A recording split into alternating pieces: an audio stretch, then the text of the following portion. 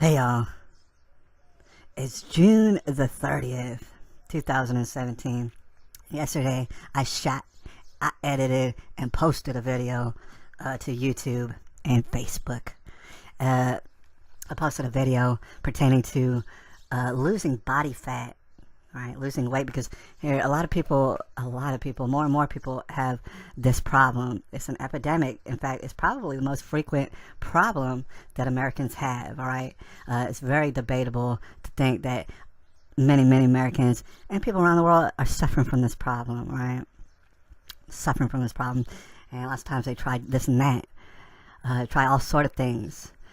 They spend money on things in order to try to lose their body fat because they don't know how. They just don't know how to do it. They've tried and nothing seems to work. Or maybe certain things work, but it's only temporary. It's only temporary because they might lose the body fat, and then later on down the line they might regain that body fat, and that's not good. All right. What I'm here to describe, what I've told you about, and it's going to take a series of videos. What I'm here to describe is basically a solution to that problem and a tweaking of the lifestyle. All right, it's a problem that can be fixed, and not only that, it could be a permanent solution to the problem that is the body fat that a lot of people suffer with. All right, and believe it or not, your boy right here has all the keys, everything that you're going to need. I'm afraid I got it for you and stuff, and the thing is, it's going to take a series of videos, like I said, because the most important way to come to the solution that we're coming to in this series of videos is to recognize that in many ways we have been lied to, absolutely lied to. Whether it be a malicious form or just totally ignorant form, doesn't really matter. We've been lied to about our health and our body, and as far as having and maintaining low body fat, we've been sincerely lied to. And as we swim through all these lies and totally put them out of our mind, we're going to notice weight just spilling off of us, right? This has already been happening to me. It's apparently going to continue to happen. My body fat just keeps coming down. I keep having to cut notches in my belt. I keep seeing more and more different muscles on my body, all right? Now, like I said in the previous video, and I want to just drive it home, in this method that I'm talking about, in which we recognize lies and we get past them, and this method in which body fat is going to simply pour off of us. What I do have to stress is that there won't be hardly any stress to it. Right. As far as effort, the physical athletic effort that a lot of people associate with losing body fat, it's going to be hardly have anything to do with that. What I'm describing to you over these series of videos, hardly going to be any effort. You don't have to worry about that. I promise you, guarantee you right now, hardly any effort is going to go into it. You're not going to have to total 90 yourself. You're not going to have to CrossFit yourself or drive yourself into the ground and stuff with all sort of effort. It's going to be devoid of effort. Right. Secondly, like I said previously, it ain't going to be willpower. You're not going to be forbidden from eating anything, all right? Me personally, on a personal note, I don't have willpower. I never had willpower. I don't want it. If there's something and I see it and it's within arm's reach and I want to eat it, it's going to get ate, dude. Try to stop me. I don't have willpower. So what I'm going to describe to you, it's not filled with effort. There is no willpower, all right? And it is a permanent solution. You are going to lose the body fat and continue to not have it no more. All right. That all being said, that might sound very great to you. That might sound wonderful. And thank you. I was hoping that it would sound wonderful to you. But however, before we continue, I got to tell you this. If you decide to listen, and if you decide to start recognizing certain lies that we've been told, there's no excuses accepted no more. I'm certainly not going to accept it. Don't come at me with excuses about anything. All right? Don't want to hear them. And you know what I'm saying? Just don't get at me with excuses, all right? Here's what, before we start, in the words of the great Dick Gregory, all right? Just a massively intelligent person who's still alive, by the way. Dick Gregory once said, people will come up with all sort of excuses for why they can't get themselves more healthier, why they can't lose this hair, body fat, and stuff like that. People are going to have a million excuses. The God of the universe, right? You're a child of God no matter what you believe in, what your religion is or whatever. You are a child of God, right? And the God of the universe does not care nothing about your excuses. He never has. He does not care about the fact that you really dig your lifestyle. He doesn't care about that. He's designed you in such a way that you can reach solutions. You can look however you want to. He does not care about your excuses, your lifestyles, and stuff like that. It doesn't matter. It doesn't matter to him. Okay, so what I'm describing now is for the people out there who do have body fat on them, who want to come to a solution, you got to really want it. If you really want it, it's yours. It's already in your hands right now. If you want to make excuses, you're going to have a handful of excuses, and I'm not going to feel sorry for you. All right. That being said, let's go ahead and dive into it. Like I had described, this whole series of videos is going to be detailing a series of a multitude of lies that I know you've been told, because I've been told the same lies. I know you've been told them. All right? I've been told the same lies, and I had to overcome it in order to get where I'm at today. Where I'm at today is a lot less body fat than I ever been at in my life, in my whole entire life. All right? So it's going to be a series of just preposterous lies that we're going to go ahead and debunk and dismantle, if you will. The first lie, and I mentioned this in the previous video, the first lie that I think that we should go over is the idea, and I know you've been told, breakfast, it's the most important meal of the day.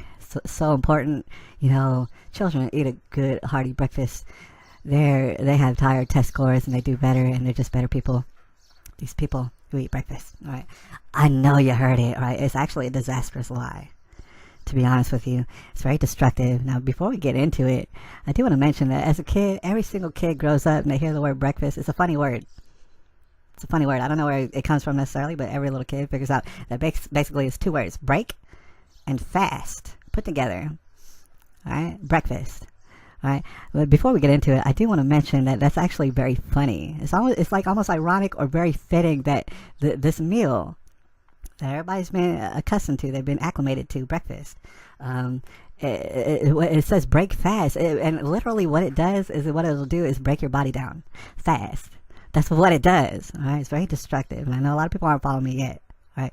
But I want to just let you know on a personal note, as far as breakfast foods go, you are not going to find someone who's more of a fan of breakfast foods than myself, all right? And everybody who knows me, they understand that when it comes to breakfast tacos and waffles and bacon and eggs and all that sort of stuff, dude, that's a drug to me. That's like heroin, baby. You know, I've always digged that kind of stuff, all right? I had to let you know that because there's a lot of people out there who hear what I'm saying and say breakfast is bad. And they're like, oh no, I can't do what he's saying because I love breakfast foods and stuff. Yeah, me too. I certainly do. But here, like we were saying, breakfast is actually terrible for the body. Now, there's a lot of people that you can go off and listen to this. I mean, I'm not making any of this stuff up. None of the ideas that I'm sharing with you are my own original ideas. It's just what I've heard from many various smart people who don't have body fat on them. All right. So breakfast is actually terrible. I've heard this by a lot of people. All right, it's bad for your body because basically it stifles your metabolism. Just real briefly, and you can go into it in great detail. Just real briefly, when you wake up as a person, as a human being, you already inside of you have the energy instilled to get things done, to get activities done. This has always been the case throughout history because you see, most times in history, people would have to actually work in order to get that day's food, in order to eat, put it in their belly. They would have to do the work first. Right, in order to get the food to eat. And that's how it's usually been throughout history, all right? So that's how your body is actually designed. It's basically what it's trying to. You have all the energy to get some stuff done before you eat, before the first time you eat in the day, all right? That being said, just very simply, that's how your body is designed. That's how your metabolism starts to kick itself into gear. You have the energy and you start spending it up as soon as you get up. Right. Later on down the line, you think about eating, right? And this process, this little method or this little practice, what I'm describing to you of waiting until you eat, that's already a well-known term. It's called intermittent fasting. A lot of y'all might have already heard about it, about intermittent fasting. And a lot of y'all might not have heard about it yet. Basically, everybody knows what fasting is for the most part, is where you do not eat. You do not eat food, all right? There's lots of places in this world where people fast and they don't have a choice. They don't have food. And that's terrible. In America, we have food all over the place. Even poor people have food all over the place. So it's become something like fasting isn't necessarily practiced at all, hardly in America. There's certain people who do it. It's not really a part of our culture, fasting. But it's kicking into gear because people are having very serious obesity problems, right? So it's called intermittent fasting, and I recognize that when you first hear of intermittent fasting, when you first become aware of this method, you might cringe a little bit. So did I. Because I think about the times when like I didn't have the means to get food or whatever, and gosh, there was nothing better than finally getting that food and eating it. And the thing is, fasting to me struck me as like, oh man, I'm gonna choose not to eat. That sounds very difficult, dude. Like, I don't know if I can handle it. And I know a lot of people out there that are listening to this and they're thinking to themselves, I don't know if I can handle it. I don't know if I can purposefully not eat nothing. All right, I love breakfast and all that sort of stuff, and it helps me get going, gives me energy in the day. And I don't know if I can handle to not eat. All right, we're gonna get into that. All right, but intermittent fasting is described in a lot of different ways. Most people, what you hear most often is they'll say after you wake up, whenever you wake up, you wait 3 hours. That's a good rule of thumb. 3 hours before you eat. Do not eat for 3 hours. During this 3 hours, the energy that you have in your body will start to use itself. You'll use it as fuel for the activities for that day, and your metabolism start kicking into gear. By the time you get breakfast, your metabolism will already be going. If you were to wake up and the first thing you do is start eating Pop-Tarts and stuff like that, your metabolism doesn't ever have a chance to start get going. All right, you've stifled it by eating, because now your body is forced to concentrate on what it's digesting. And there's a lot of energy that goes into that. And you'll notice that people get sluggish. After a big breakfast, you get very sluggish. It's hard for you to start get moving. So you basically stifled your own movement and your own metabolism by eating this breakfast. Now, like we said, people love breakfast. I love it too. A lot of times I'll use food as a drug. And most people here in America do use food as a drug. Right? It gives them happy, pleasurable feelings in their body. And so they think about breakfast and they think about their day and they think, gosh, if I don't get this drug that I'm used to getting, I'm going to be very unpleasant. I'm going to not be so productive, and I really can't, I can't do that. That's an excuse, like I said. And those aren't going to be accepted at all. All right. I'm going to tell you just exactly how you could do it, and it's not going to involve any effort at all. All right. Let's say you really like breakfast, just like me. Thing is, you probably don't like it more than me when it comes to breakfast foods. Breakfast tacos, I'll fight you for them. All right. So here's the thing. You might very much like breakfast. All right. I understand that. Okay. This is what you do. Intermittent fasting. You can't imagine waiting 3 hours to eat. All right. So this is what you do. Wake up. I don't know if you have a regulated time when you wake up, a specific time every day, or if you just kind of feel it out. Wake up. When you wake up, notice the time. See what time it is. All right. No excuses after this. See what time it is. All right, and then get activities done. Whatever it is you do, brush your teeth. You want to write a little letter on the internet. You want to go look up some YouTube videos. You want to go in your garden and do this and that. You want to do whatever. It does not matter. If you enjoy it, do it. You might say, well, I don't have time. I don't have time enough because I got jobs and I got to get there, and I don't have time to enjoy myself or do activities that I want to do before work. Those are excuses, and those aren't accepted. You know what I'm saying? Go ahead and do your work or whatever. Be as fat as you want. I'm not going to hate on you for being fat. All right, here's the thing. Do stuff. It doesn't matter if it's brushing your hair all morning. Do some stuff. All right. At a certain point, you're gonna get antsy. You're gonna get a little anxious. You're gonna be like, you know what? I want breakfast. All right. I really want breakfast. And then what you should do is eat breakfast. Go ahead and eat it. Notice what time it is. See what time it is. I don't care if you wake up at 8:30 and you try to do stuff and you try to occupy yourself. And by the time 8:45 run comes around and you feel like eating breakfast, eat it right then. Eat it at 8:45. All right. You woke up at 8:30. You started eating at 8:45. All right, that's fine. Tomorrow, if you wake up at 8:30, you eat at 9. You eat at like 8:50. You know what I'm saying? More time. You put more time into it. Figure out something else that you want to do. Figure out what you had to start getting done for the day. Figure out what it is that you enjoy so much that it'll occupy you.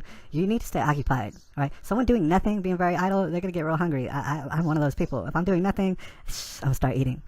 Right? So occupy yourself until 8:50, until 9 o'clock. And then eat your breakfast.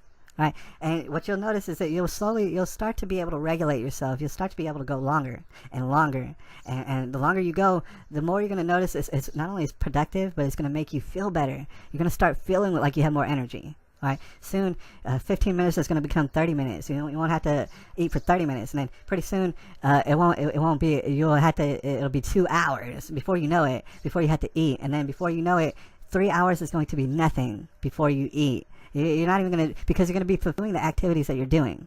You're going to be very satisfied in what you're doing, and you're going to feel very much like you have energy and a sense of purpose and direction. All right, you're going to by just putting off eating. All right, and then after 3 hours of the intermittent fasting, then you eat. All right, and it's going to give you a little bit of energy and stuff, and you're going to just keep going through your day. and getting stuff done. And meanwhile, what you're going to notice is the rule of thumb is 3 hours.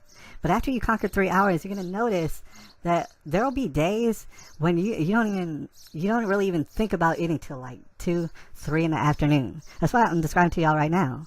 Is lots of times, me myself personally, I don't even think about it. I love breakfast foods just like all the rest of y'all out there and everything. And I eat whatever I want to. At the same time, I don't really even think about eating hardly until 2 or 3 in the afternoon. Thing is, like, especially if I'm not working out, and I do like to be active here and there and stuff, it just won't ever cross my mind necessarily to eat until about 2 or 3. And after 2 or 3, sometimes there'll be days when it's just like, I'm too busy with my activities to even think about eating. I won't eat until 5 or 6 in the evening.